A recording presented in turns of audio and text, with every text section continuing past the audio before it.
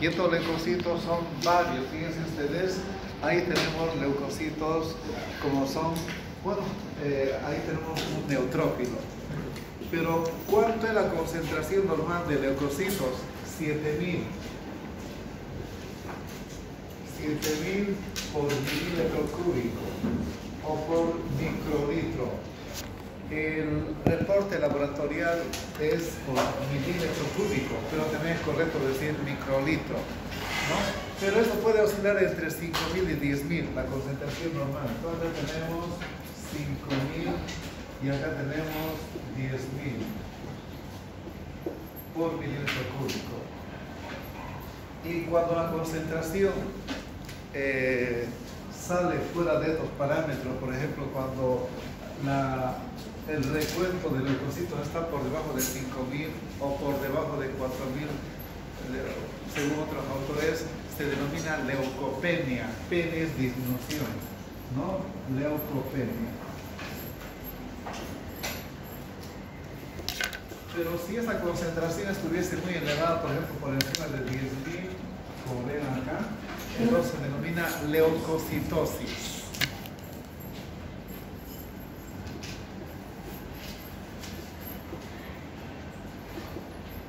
¿Qué nos significa leucocitosis? De que la infección puede ser bacteriana, ¿no? Y si habría una leucopenia, la infección podría ser de origen viral, excepto para la fiebre tifoidea, que es una bacteria, ¿no? Bien, para lo demás, leucopenia es de origen viral. Cualquier enfermedad de origen viral cursa con leucopenia, con baja concentración de leucocitos. Bien, pero estos leucocitos tienen una habilidad, tienen una destreza para poder detectar cualquier foco infeccioso que pueda haber en el organismo. Por lo tanto, ellos acuden y van al foco infeccioso y ponen en acción la función que tienen, de fagocitar o de formar inmunoglobulinas. Bien, ¿y cuáles son estos leucocitos? Ahí tenemos los leucocitos. Son como los policías patrulleros, ¿no? Que rondan por la ciudad haciendo patrullaje para buscar delincuentes, ¿no? Que estén faltando el orden público. Bien, estos son los leucocitos. Como verán ustedes, hay varios que tienen forma granular y por su aspecto granular, como son por ejemplo eosinófilos, basófilos, neutrófilos, esos tres de ahí. Acá tenemos, fíjense ustedes, los eosinófilos tienen unos gránulos, ¿no? Los basófilos también tienen unos gránulos. Los neutrófilos también tienen gránulos. Por eso se llaman granulocitos. Entonces acá voy a poner yo granulocitos, abreviado, granulocitos. Y estos granulocitos son los siguientes, ¿no? Neutrófilos, son polimorfonucleares neutrófilos.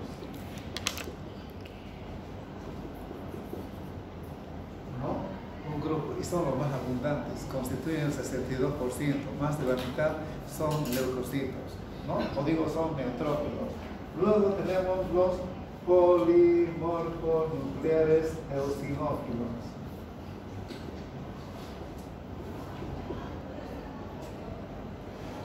Luego tenemos los polimorfonucleares basófilos. Estos son los que están en menor concentración. Bien, entonces fíjense ustedes, ahí tenemos los granulocitos, neutrófilos, eosinófilos, basófilos, ¿no? Bien, pero también tenemos los monocitos, que también son leucocitos, pero no son granulocitos. Monocitos. Y estos monocitos son células precursoras que van a formar los macrófagos, ¿no? Que ustedes ya vieron en histología, los macrófagos. Ahí pondré para que pueda alcanzar el resto. Estos se convierten en macrófagos. Y finalmente los linfocitos, que hay dos tipos de linfocitos. ¿Cuáles son estos tipos de linfocitos?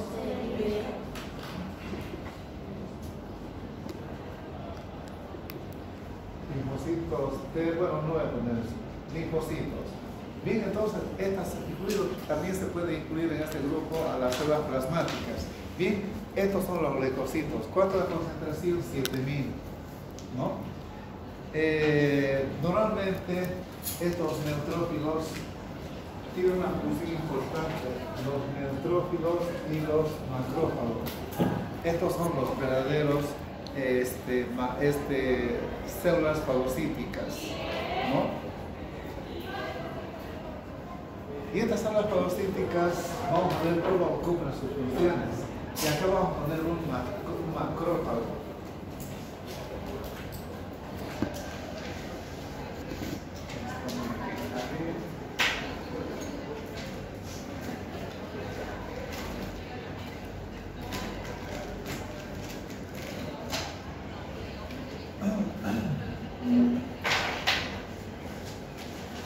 Acá voy a hacer un macrófago.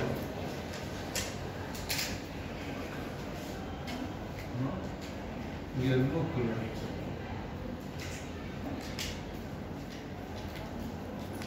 Macrófago.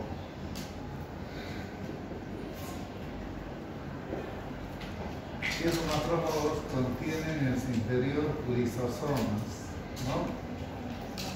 Que ustedes saben que contienen enzimas proteolíticas. Y acá tenemos los peroxisomas, ¿no? Son orgánulos que están presentes en estas células. Hay varios órganos, pero lo más importante serían los lisosomas y los peroxisomas. Este es un macrófago que tiene varios receptores en la superficie.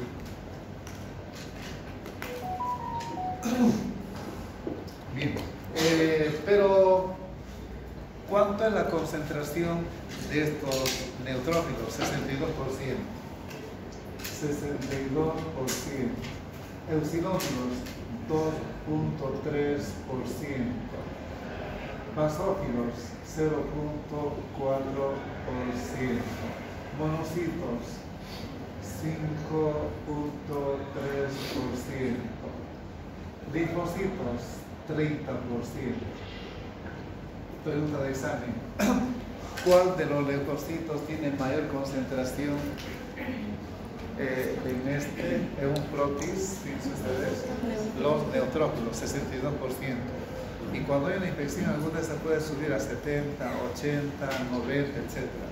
Bien, y las células menos abundantes serían los basófilos, 0.4%. Los linfocitos, 30%, ¿no? Muy bien. Y también las plaquetas, para no olvidarnos, más o menos de 150.000 a 400.000 las plaquetas, que no corresponden a este grupo, pero para no pasar por alto, hacemos mención a las plaquetas. Esto, cuando circula en la sangre o en los tejidos,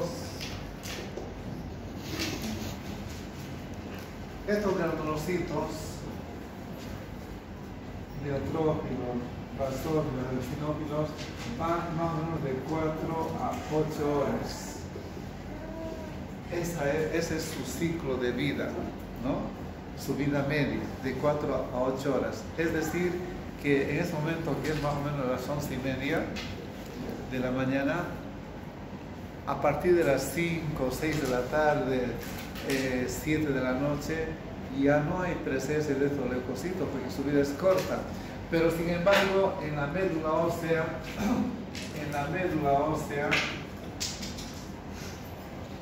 hay leucocitos que están almacenados, esperando su turno para salir a la circulación.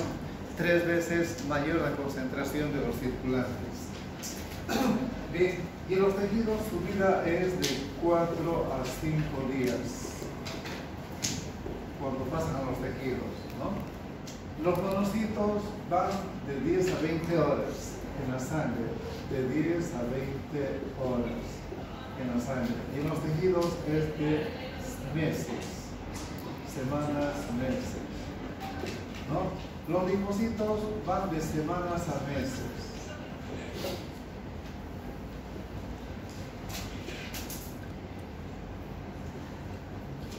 Entonces su ciclo de vida, fíjense ustedes, de los granulocitos es bastante corta. Pero entre los granulocitos tenemos a los neutrófilos, ¿no? Que son fagocitos que cuando salen a la circulación ya comienzan a fagocitar. Bien. Estas células se originan a partir de dos tipos, de dos líneas. Una línea mielocítica de la médula y una línea linfocítica. La línea mielocítica hemos indicado con los leucocitos, ¿no? Unidades formadoras de colonias, pero ahora va a ser de granulocitos y de monocitos, ¿no? Entonces estas células precursoras comprometidas van a dar origen a la formación de leucocitos. Y estos leucocitos se llaman mieloblastos. Y los mieloblastos, fíjense ustedes, forman en la parte inferior, se van a fijar, están los neutrófilos, los basófilos, los eosinófilos y los monocitos, ¿no? En la parte inferior. Y la línea linfoblástica o linfocítica a partir de la del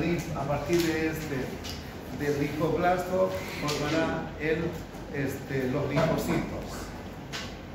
Y acá vamos a ver nosotros, seguramente lo pasé por alto, los diferentes tejidos que son ricos en tejido linfático.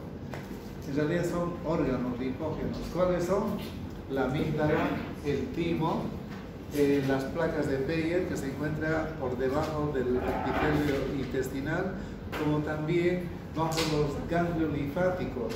Los ganglios linfáticos, como verán en esta parte de acá, fíjense ustedes, están distribuidos en cadenas, cadena cervical, cadena axilar, cadena inguinal, pero también está en todo el cuerpo, a través de las cuales fluye la linfa. La infección cuando ingresa primero entra al espacio tisular y luego a la linfa. Por lo tanto, la linfa está rica de macrófagos, de estos leucocitos, están agazapados ahí esperando a que llegara cualquier intruso y lo fagocitan. Esa es su función importante, ¿no? Bien, entonces, ahí tenemos la vida media que estamos explicando un poquito, pero acá estamos en la parte superior que indica, no es días, es horas, ¿no? De 4 a 8 horas cuando están en la sangre. Bien, y las plaquetas se dividen tiene una vida media de 10 días y su concentración es de 150.000 a 450.000 según la última edición. La anterior nos decía de 150.000 a 300.000. Bueno, hay muchos autores que dicen 400.000, entonces está bien eso, ¿no? Los linfocitos tienen una vida media de meses, inclusive de años. ¿Alguien enfermado sarampión cuando era niño? Levante la mano. o catapora, o varicela, que es lo mismo. ¿No sé? ¿A qué edad? ¿A qué edad? 8 añitos. Entonces ella nunca más va a enfermar la varicela. Nunca más. ¿Por qué? Porque tiene linfocitos de memoria. Y estos linfocitos de memoria ya lo conocen al virus del sarampión. De modo tal que si ella se volviera a exponer por segunda vez frente a un enfermo, no va a enfermar porque su organismo inmediatamente va a reaccionar formando rápidamente las inmunoglobulinas y no va a permitir que se desarrolle la enfermedad. Por lo tanto, no sería semanas, meses, sería años, ¿no es así? Bien, cuando tenga sus hijos, ella va a transmitir a través, en forma de inmunoglobulinas de tipo G, que atraviesan la barrera placentaria, y el producto de gestación va a estar bien equipado también, es decir, con inmunoglobulinas que la madre le ha conferido, y va a ser protegido durante un año por lo menos. Por lo tanto, esas inmunoglobulinas están situadas todo el tiempo, por eso decimos que es mucho tiempo, como ejemplo, para que comprendan. Bien, entonces hemos visto la concentración de los leucocitos, que por una parte son granulocitos y otras son linfocitos y monocitos. Bien, Pero debo recordar acá, por querer abarcar un poco más, no es haciendo dibujos, pero debemos recordar lo siguiente.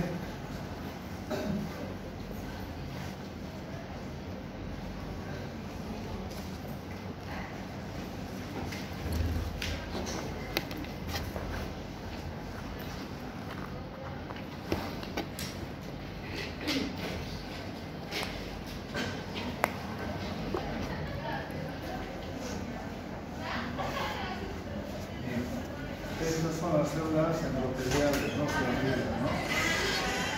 Células endoteliales.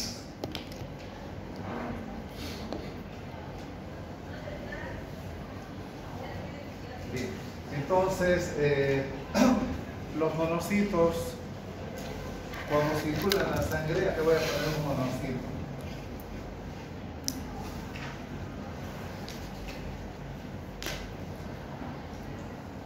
Cuando circulan en la sangre no fagocitan, son células inmaduras, pero cuando ingresan a los tejidos, en este caso, cuando ingresan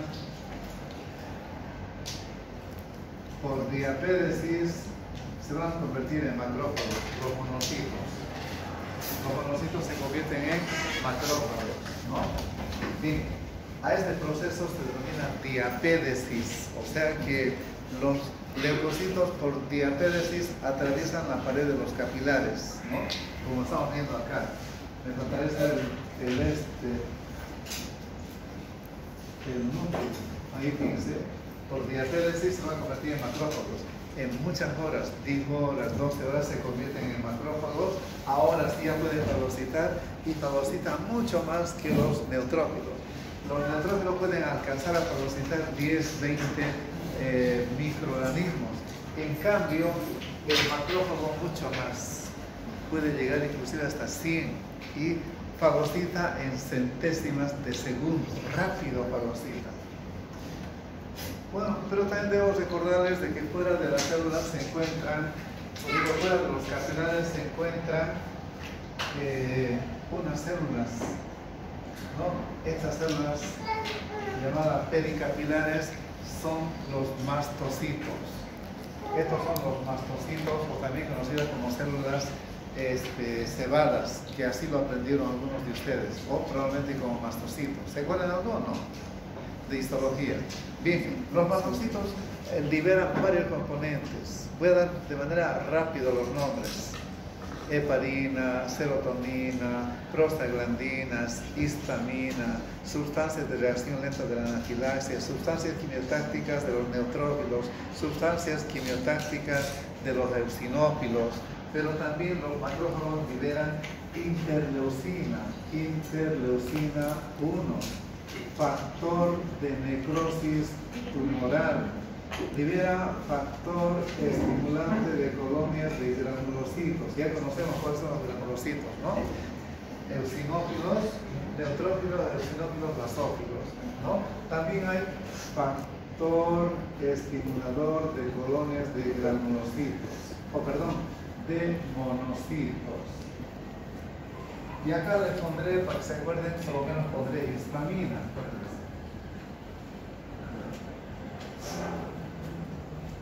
Y muchas otras más se liberan. Fíjense ustedes, se liberan estas. Pero de todas estas, la histamina y la bradicilina, la histamina es un vasodilatador potente. Son sustancias químicas que se van a liberar, ¿no? Y otra sustancia puede ser los productos de reacción del sistema de complemento, los productos de reacción del sistema de coagulación. Entonces, estos componentes químicos, cuando se liberan en un poco infeccioso, van a producir una quimiotaxia, atracción de leucocitos. ¿Para qué? Para que los leucocitos entren en el campo de batalla para destruir a estos agentes invasores, que son microorganismos. De esa manera defienden, ¿sí? Bien, entonces, habían sido macrófagos y neutrófilos, son fagocitos. Y los neutrófilos, que acá voy a hacer los neutrófilos, haré los neutrófilos. Como vieron ustedes, estos son los neutrófilos. Los neutrófilos ya son células maduras que fagocitan. En cambio, los monocitos no, solamente cuando llegan a los tejidos. Bien. ¿Cómo fagocitan? Estos macrófagos están equipados con diversas sustancias que tienen lisosomas. Si acá habría algún agente extraño o una célula de fuente extraña, va a tener una superficie rugosa. En cambio, una célula normal del cuerpo es superficie lisa. Entonces, estas son muy susceptibles de ser fagocitadas. Estas se resisten. Pero también estas células tienen una capa protectora proteica. Estas no tienen, por eso que son fáciles de ser fagocitadas. Sin embargo, anticuerpos que circulan en el organismo se pone acá en contacto con esta membrana de este agente extraño, ¿no? Se combina e inmediatamente tenemos un factor llamado factor de complemento 3. Este factor de complemento 3, acabo de poner C3. El sistema de complemento, o llamado complejo de complemento, tiene como 20 proteínas, de las cuales 11 son conocidas: C1, C2, C3, C4, C13, ¿no? 4, 5, 6, 7, 8, 9, proteína D, etc. Entonces, esta viene, se combina y solamente a través de esta puede combinarse acá con estos receptores de la membrana. Y de esa manera, esta va a ser engullida y la va a fagocitar. Y esto de acá llega acá, inmediatamente entra en contacto con los lisosomas. ¿Y qué contienen los lisosomas? Enzimas proteolíticas. Liberan, vierten sus enzimas y la destruyen y la van a eliminar posteriormente por exocitosis, ¿no? Bien, esa es una defensa buena, gracias a los lisosomas que contienen enzimas proteolíticas. Pero cuando hay bacterias resistentes, entonces acá tenemos otros, son las enzimas oxidativas. Tanto los neutrófilos como los macrófagos contienen estas enzimas. Y estas enzimas son las enzimas oxidativas. Entre ellas tenemos el peróxido de hidrógeno. Haré de color negro. Como si fuese agua, ¿no? Pero acá tiene otro componente más. Se llama peróxido de hidrógeno, o puede haber un superóxido, o puede haber un oxidrilo, ¿no? Pero estos componentes son enzimas oxidativas, potentes herbicidas, y mucho más si esta se combina con el cloro o cloruro.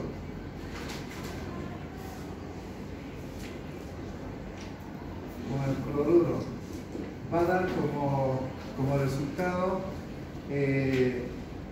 hipoclorito.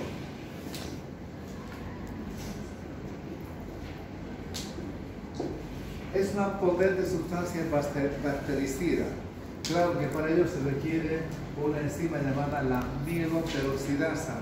La mieloperoxidasa interviene acá, cataliza estas reacciones para convertir en hipoclorito, que es una sustancia bastante bactericida. Por eso decimos que los macrófagos, cuando hay cualquier tipo de infección, una encefalitis, una meningitis, una faringitis, una hepatitis, cualquier titis que haya, entonces ocurre este proceso. Los macrófagos nos defienden de cualquier agente patógeno extraño que ingrese, como con estas sustancias. Lisosomas que tienen enzimas proteolíticas y peroxisomas que tienen enzimas oxidativas, mucho más todavía cuando interviene el cloro, con la mieloperoxidasa, tanto en los neutrófilos como en los macrófagos. Por eso son potentes fagocitos. Cualquier infección que haya, inmediatamente ellos reaccionan y están distribuidas en todo el cuerpo, en todo el cuerpo, como veremos más adelante. Bueno, entonces, en todos estos componentes hemos indicado en la adenoides, en la amígdala, en el timo, en las placas de Peyer. Las placas de Peyer están por debajo del epitelio intestinal, también en el vaso, en la médula ósea, etc. Entraremos a la inflamación. ¿Qué es la inflamación? La inflamación es la lesión tisular que puede darse por cualquier fenómeno. Si yo agarro un martillo y quiero clavar un clavo por ahí, me duele el dedo y al poco rato esto queda inflamado, ¿no es así? O accidentalmente me he hecho con una sustancia ácida, también se va a inflamar. O una infección bacteriana también puede provocar eso. Bueno, entonces, cuando hay una lesión química por cualquier agente, ya sea bacteriana, ya sea química, ya sea traumática, etc., va a afectar, o sea, estas sustancias químicas liberadas de estas lesiones tisulares van a afectar a las células vecinas que no tienen lesión tisular. A eso se denomina inflamación, a esa reacción excesiva de las células normales que no han tenido daño tisular. Por eso que si yo me golpeo con un clavo o con algo, no se va a infectar solamente ahí, se va a infectar toda la mano, todas las células normales adyacentes al lugar de la lesión se va a inflamar. Por eso se llama esto inflamación. ¿Ya? Bien, entonces eso es la inflamación. Y la inflamación ocurre de la siguiente manera: puede afectar la piel, la conjuntiva, una conjuntivitis, ¿no? Ocular, puede ser una, a nivel de la piel puede afectar, a nivel de la mucosa nasal, cualquier proceso inflamatorio, o también puede ser, fíjense ustedes, ahí una inflamación, o también puede ser ahí donde quedamos nosotros. Si ustedes se fijan, acá hay 4 componentes que Paracelso, un médico de la Edad Media, lo llamó, bueno, ni tanto, entrando a la Edad Moderna, ¿no? Paracelso, se llama la tétrada de Paracelso, donde hay tumor, rubor, calor, dolor. Rubor, rojo, ¿no? Se pone rojo la zona afectada, fíjense acá. Acá tiene una rubefacción, aquí. Tumor o tumefacción, aumenta de volumen, ¿no? Hay algunas personas, bueno, que en Santa Cruz conocemos nosotros lo que se llama el cuchichi. El cuchichi, bueno, para los que viven en Santa Cruz, el cuchichi es una infección, un nombre muy común, provocada por una bacteria, el estafilococo, ¿no?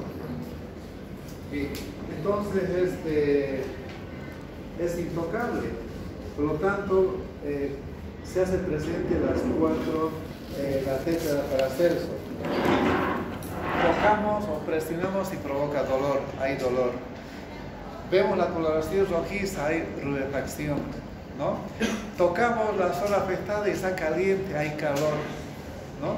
Por lo tanto y aumenta de volumen, tumor. Por lo tanto hay tumor, rubor, calor, dolor, la tétrada de Paracelso.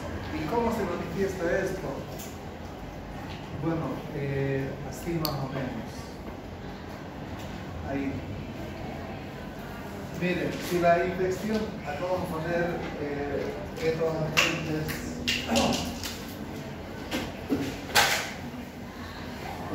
Acá tenemos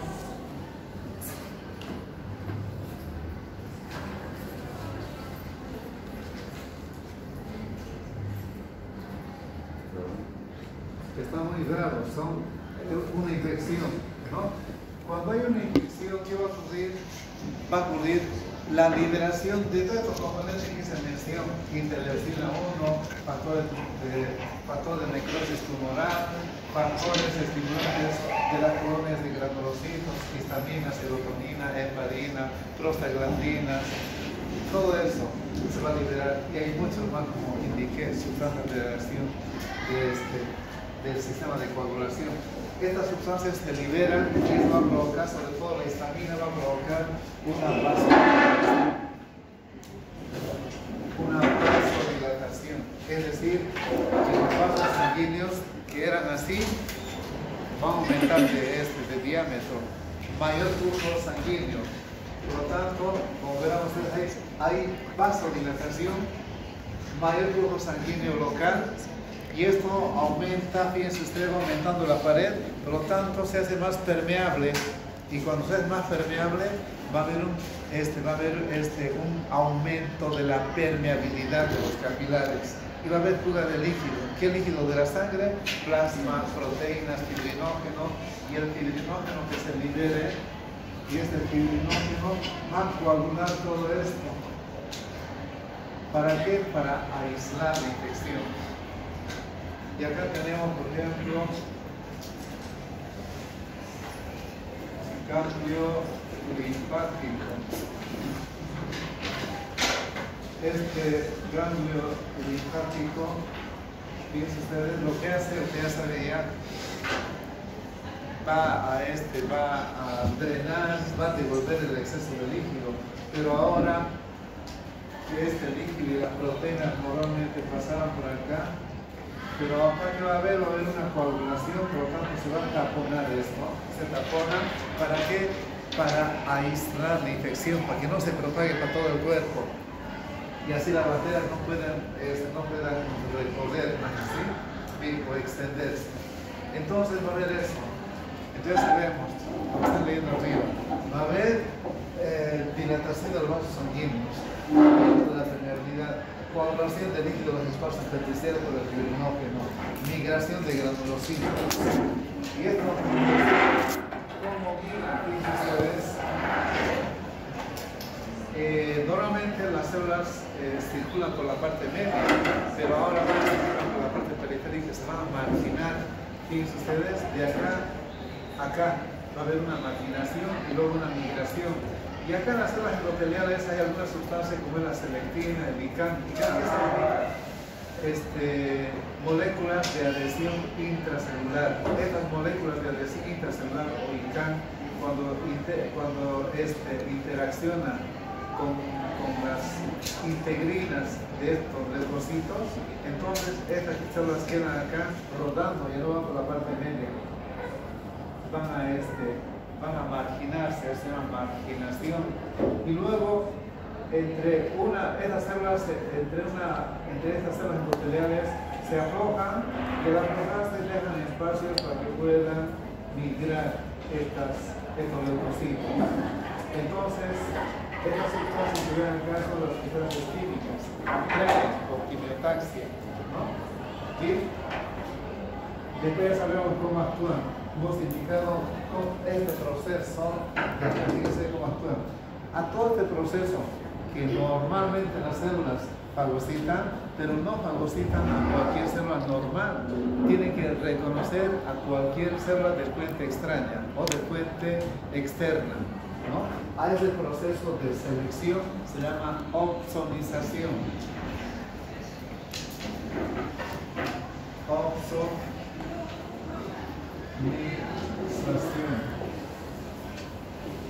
Es decir, una fagocitosis selectiva. Bien. Ahora, estos macrófagos pueden estar. Este es un macrófago. Estos macrófagos se mueven en este espacio tisular, se mueven, son macrófagos móviles. Entonces ahí tenemos macrófagos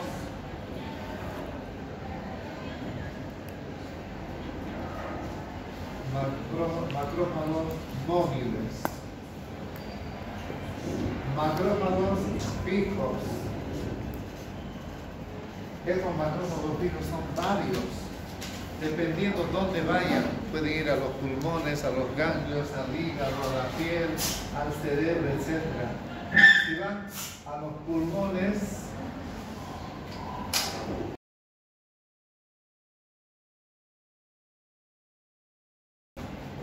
se van a estabilizar ahí o se alojan, ¿no? Los macrófagos fijos pueden ir al cerebro, entonces se llaman células, no es de la neuroglia, es de la microglia. Debería sacarlo eso, ¿no? Son células de la microglia.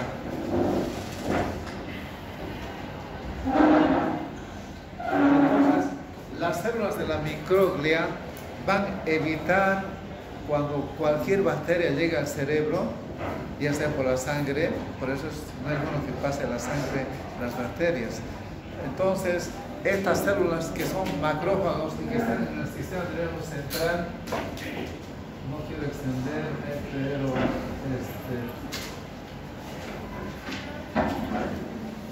acá tenemos un corte, ¿no?, de la médula espinal. Acá por todo el epétimo hay estas células y también todo el sistema que van a impedir que las bacterias desarrollen la enfermedad, una meningitis, una encefalitis, etc., ¿no? Bien, entonces los macrófagos del sistema nervioso central se denominan células, del sistema nervioso central, se llaman células de la microglia, ¿no? Bien. Si es de los pulmones, o bueno, como de la piel, si es de la piel, se llama, bueno, piel, hígado, acá ponemos ganglios linfáticos, pulmones. Bien, entonces fíjense ustedes, los de la piel se llaman histiocitos, son macrófagos de la piel. Del hígado, células de Kupffer.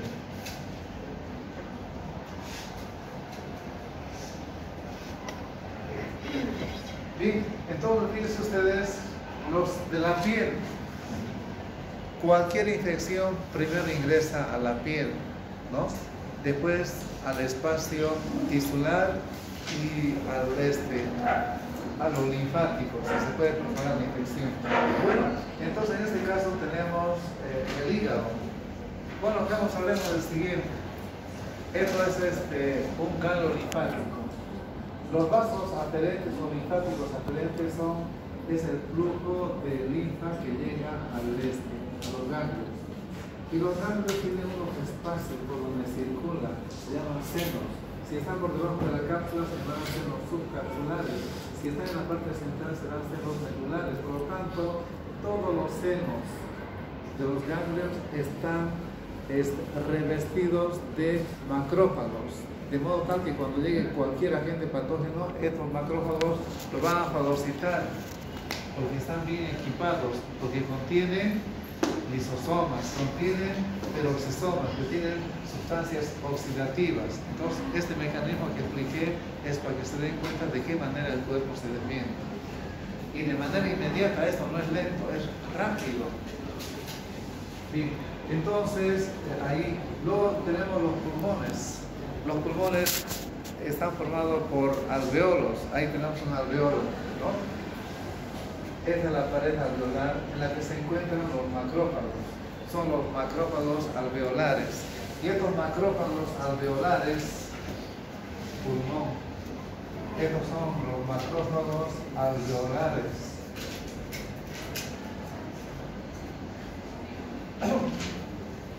Van a fagocitar para mantener limpio todo lo que haya. En esta humareda que estamos viendo nosotros entran partículas, dióxido de azufre, sustancias irritantes, una serie de componentes. Y los macrófagos están fagocitando estas partículas. ¿Para qué? Para mantener limpio los pulmones. Si entramos a una mina sin protección, a sacar minerales como los mineros, uno inhala sílice, inhala carbón, y cuando uno inhala sílice, la enfermedad se llama silicosis, ¿no? Y si uno va a una fábrica o va a un aserradero donde están cortando madera, hay un polo finito, aserrín fino, uno puede inhalar eso, va a provocar una maderosis, una farinosis con la harina. En las industrias siderúrgicas donde hay hierro, una siderosis. Y donde hay vidrio, asbesto, asbestosis, ¿no? Bueno, entonces cualquier componente que ingrese o bacterias, estos fagocitos, estos macrófagos van a fagocitar, van a limpiar, porque su función es fagocitar, ¿no? Bien, Acá tenemos el hígado, donde hay presencia de células de Kupfer, como hemos indicado acá. Y estas células de Kupfer, usted fíjense acá, tenemos, vean esto para que aprendan un poquito más de histología, porque veo que en histología no realizaron bien por la cuestión de los exámenes virtuales que nada favorecían. Bien, acá tenemos un globulito hepático que tiene 6 ángulos, fíjense, 1, 2, 3, 4, 5, 6. Y acá tenemos el espacio porta, y acá la vena central de globulitos. Entre estos dos, fíjense, hay unos conductos de comunicación. Estos son los sinusoides hepáticos, ¿no? Por donde fluye la sangre. Y estos sinusoides hepáticos están también revestidos de macrófagos. Por lo tanto, cualquier alimento contaminado que nosotros podamos ingerir, porque hay muchas formas, no puedo explicar para que el tiempo no es suficiente, que ingiramos, van a atravesar inclusive la capa de las placas de Peyer. Llegan a la vena porta y llegan al hígado.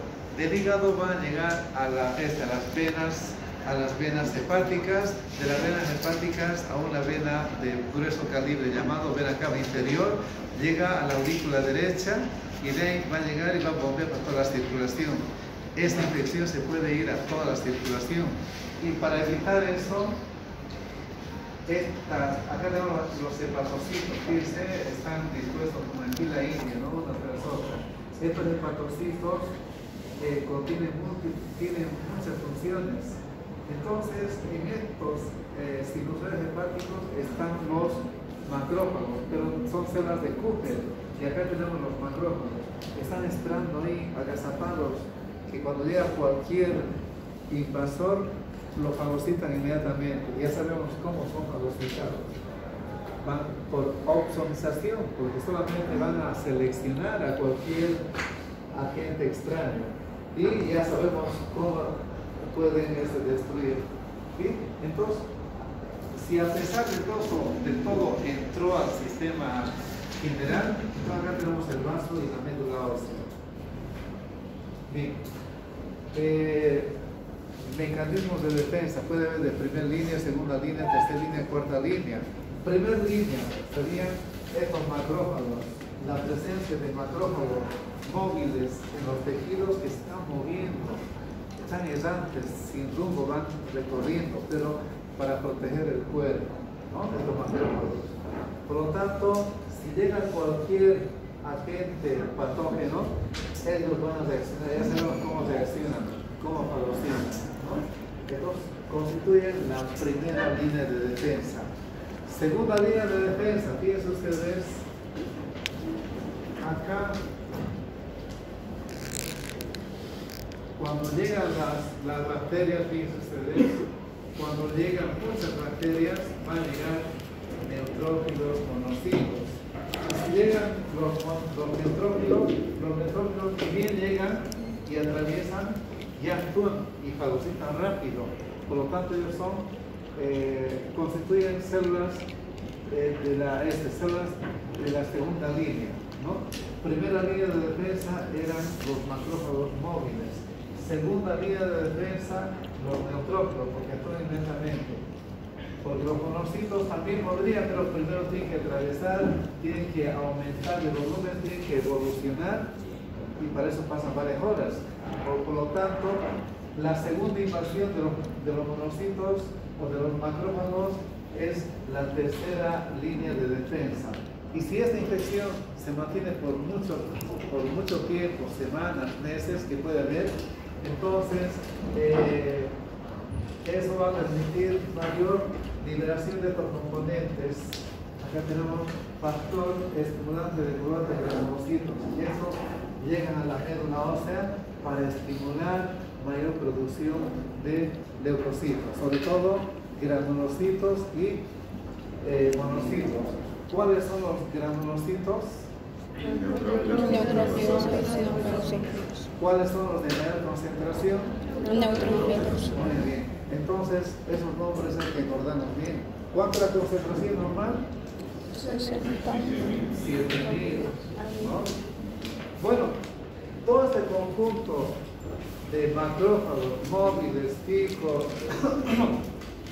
o también conocidas los monocitos,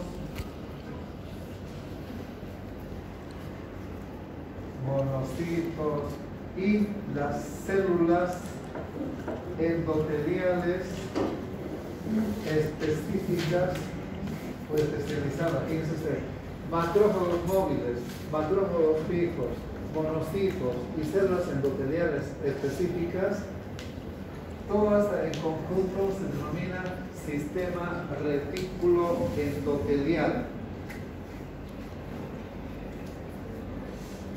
Sistema retículo endotelial, también conocido como sistema monocítico, ¿no? Sistema monocítico macrofágico. Bien.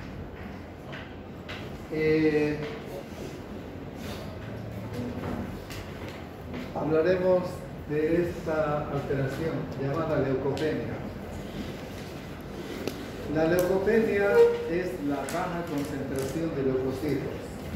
Si no hay buena concentración de leucocitos, ¿qué podría ocurrir? En menos de una semana la persona llega a la muerte. ¿Por qué?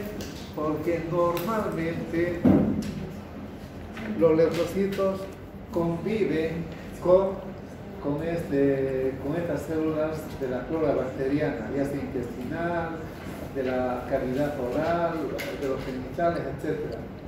¿No? Bien, entonces cuando hay una leucopenia, no hay quien pueda defender, no hay quien pueda fagocitar, porque su función más importante es la fagocitosis. En este caso, si fuese bastante, se puede decir, bastante notoria la concentración de leucocitos, estas células que habitan normalmente la llamada la flora bacteriana o la microbiota, comienzan a producir lesiones, ulceraciones en la boca, en el tubo digestivo, y a través de las cuales penetran a tejidos más profundos y van a desarrollar una enfermedad. Por lo tanto, la persona llega a la muerte. ¿Por qué? Porque la leucopenia es un estado de desprotección. El cuerpo no está protegido. Nosotros estamos bien gracias a una buena concentración de leucocitos. Podemos ir libremente a un hospital, podemos estar en contacto con pacientes, porque estos leucocitos están distribuidos de manera ventajosa para interceptar el ingreso de cualquier agente patógeno.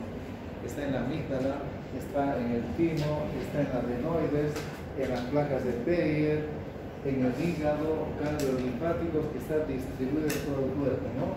Los ganglios linfáticos. Bien, entraremos a lo que es la leucemia. La leucemia, muchos de ustedes saben que es una leucemia. La leucemia es la producción excesiva de leucocitos, pero de leucocitos anormales, que han sufrido una degeneración maligna, es decir, que ha habido un desarrollo de cáncer. Estas células han mutado de lo normal que era a ser células cancerosas.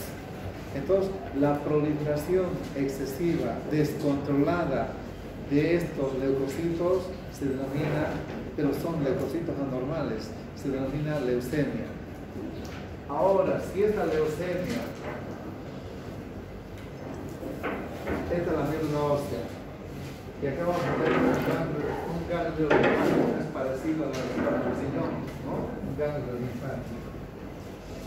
Como más rato vimos, un ganglio donde están los vasos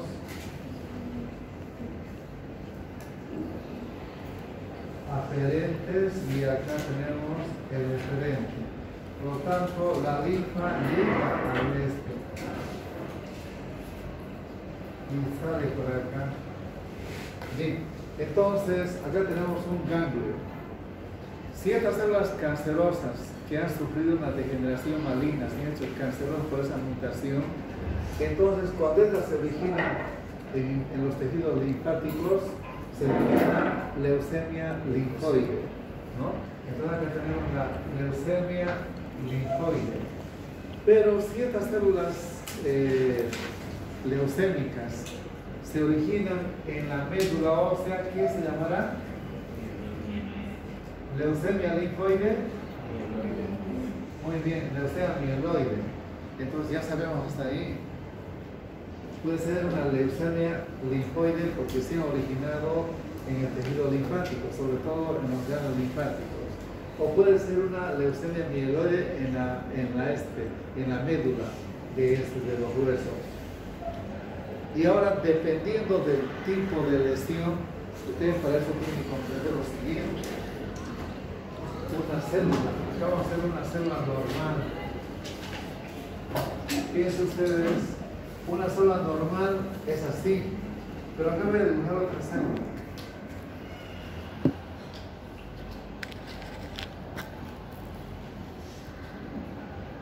¿Será lo mismo? No. Entonces, esta es una célula normal que tiene una relación entre el núcleo y el citoplasma. Acá se pierde la relación. Puede que estas células sufran una deformación y sean hipercromáticos. Está alterado. Dependiendo del tipo de alteración de la estructura celular, el tipo de cáncer será para todos los tipos de cáncer. Cualquier tipo de cáncer, cáncer del pulmón, de tiroides, en este caso hablamos de cáncer de la sangre. Entonces hay que aprender esto para distinguir el resto. Porque hay enfermedades que pueden producir, que pueden ser bastante agresivos. Hay cáncer bastante agresivo que le da poco tiempo de vida. En cambio, en la leucemia, si habría células, bueno, en este caso vamos a poner células parcialmente diferenciadas. Entonces acá tenemos células parcialmente,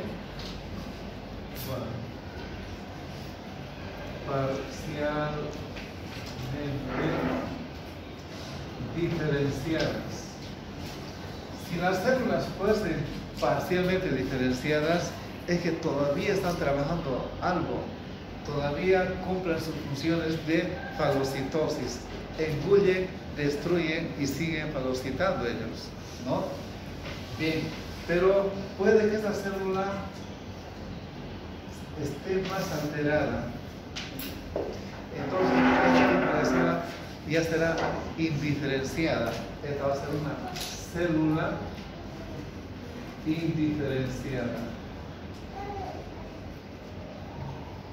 Bien, ahora fíjense ustedes, cuando se hacen estos estudios, esta célula puede ser parcialmente diferenciada. Y si fuese este tipo de células, el paciente tiene todavía una vida larga.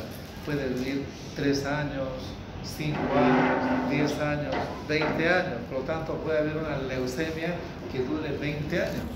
Lógicamente, que este tipo va a perder múltiples, por qué motivo va a haber manifestaciones clínicas como pérdida de peso, hemorragias, ¿no? Infecciones frecuentes, dolor óseo, etc., ¿no? Si fuese mieloide, sobre todo. Bien, entonces, si habría una leucemia parcialmente diferenciada, que puede ser entre 2 años o 20 años, entonces esto es crónica. Pero si el paciente tiene células indiferenciadas, estos pacientes tienen pocos meses de vida, pocos meses. Por lo tanto, esto será una leucemia mieloide crónica, o digo aguda. Cuanto más indiferenciada sea, su vida es más corta, ¿no? Bien, entonces, de esta manera nos damos cuenta si la leucemia es linfoide o es mieloide, si es aguda o si es crónica, ¿no? Bien, pero ¿qué pasa con estas células? Miren ustedes, estas células van a infiltrar, inclusive van a infiltrar al periósteo, a la parte más dura. Y si ataca, si habría una infiltración en la parte del periósteo, porque es la parte más dura, más compacta, entonces puede provocar susceptibilidad de fracturas o como también dolor óseo. Hay niños que presentan primero dolores óseos, que podría ser una razón, podría ser esta. Bien, entonces otra, si hay tanta proliferación, van a desplazar a otro tipo de células que se forman acá. ¿Cuáles son las otras células que se forman? Los glóbulos rojos. Entonces va a haber poco espacio para glóbulos rojos. Las plaquetas. Poco espacio para las plaquetas, van a quedar desplazadas. ¿Por qué? Porque la proliferación es excesiva. Entonces, si hay pocos glóbulos rojos, va a haber anemia. Si hay pocas plaquetas, va a haber problemas de coagulación, porque las plaquetas intervienen en la activación de la coagulación. Por lo tanto, va a haber una trombocitopenia y va a haber una anemia. Por ejemplo, los pacientes cursan así, con hemorragia, etc. Y estas células se van a propagar, van a hacer metástasis, van a ir a varios tejidos, ¿no? Y necesitan alimentarse. Entonces, los alimentos que ingiere el paciente, en lugar de ir en lugar de ir a las células sanas, se van para estas células que hacen daño, ¿no? Bien, una causa para que haya leucemia es la radiación. El año 1986, un 26 de abril, en Ucrania, cerca de Ucrania, estaban unos reactores nucleares conocidos, el centro nuclear de Chernóbil. Quisieron cambiar la energía en el caso de que surgiera alguna eventualidad, y para cambiar esta energía y abaratar, explotó esto. De los 5 reactores, 2 explotaron y hubo una especie de una nube radiactiva, como a 1,5 kilómetros del fuego, ¿no? Y eso estaba irradiando a muchos kilómetros. Y a 2 o 3 kilómetros, una población llamada Pripyat, donde vivían los familiares de los trabajadores de esta planta nuclear, estaban tranquilos, ¿no? O sea, durante 2 días se expusieron a la radiación y toda la gente que estaba a menos de 50 kilómetros, ¿no? Por lo tanto, la radiación, poco después comenzaron a presentarse casos de leucemia, cáncer de tiroides, etc. Varios tipos de cáncer.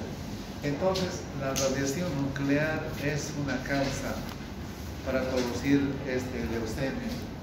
También en la Segunda Guerra Mundial, en Hiroshima y Nagasaki, ¿no? También en Fukushima, ¿no? Hubo una explosión, eran plantas nucleares. Muy bien, con esto hemos concluido el tema del capítulo